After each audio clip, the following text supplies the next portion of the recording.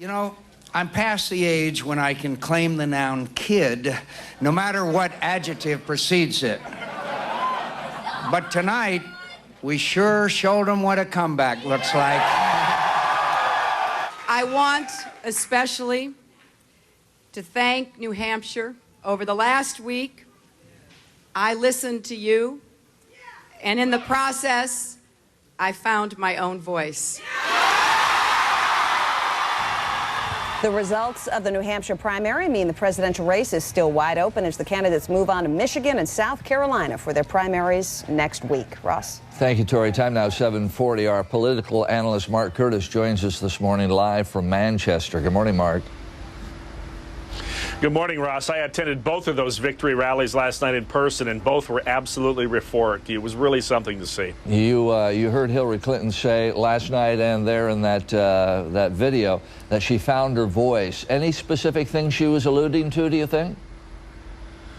Boy, I tell you, I think that may be critical to this campaign, too. It's really time for Hillary Clinton to step out of the shadows of Bill Clinton, the ex-president. A lot of people, think that their whole campaign has been so rehearsed and so scripted and so calculated at this point. And a lot of people are giving her credit for that show of the emotion the other day where she teared up and got very personal and showed her human side. And a lot of people think that was really a benefit to her in this campaign. And again, her stepping out of the shadows. I think it was interesting to note last night that Bill and Chelsea Clinton stepped to the side and were not even in the background during her victory speech. She really has to be her own candidate at this point. And the video we're looking at right now, I mean, there's none of the old guard behind Hillary Clinton. I mean, I think we're going to see a different candidate here for the next few primaries.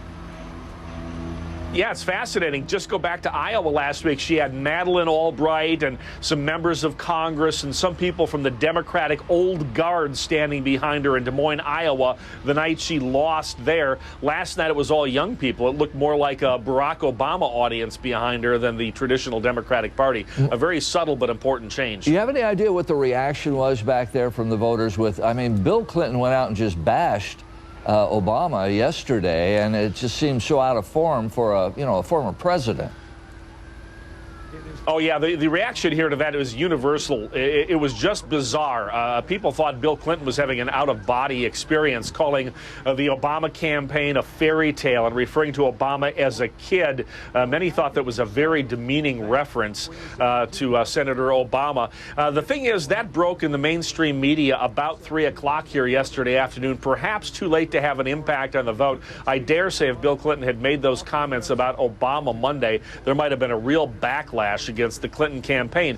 It's interesting this morning on the radio as I drove in here, Hillary Clinton was on the air defending her husband and defending his remarks rather than pushing forward with her own campaign and talking about her vision of the future and what she wants to achieve as president. She has to defend her husband again. So there we go, back to the old Clinton days, and that's probably not going to serve them well. They just need to move forward, not backwards. Well, certainly a shot in the arm for John McCain. He goes to where now after New Hampshire?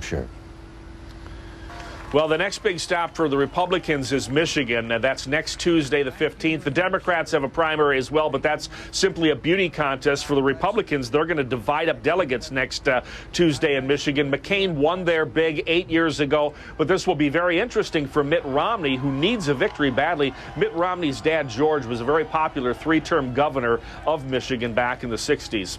Do you get any feeling in this primary, we've only done, well, we've had the caucus and now our first primary, that maybe we're going to get rid of this red and blue concept that we've had for the last few years?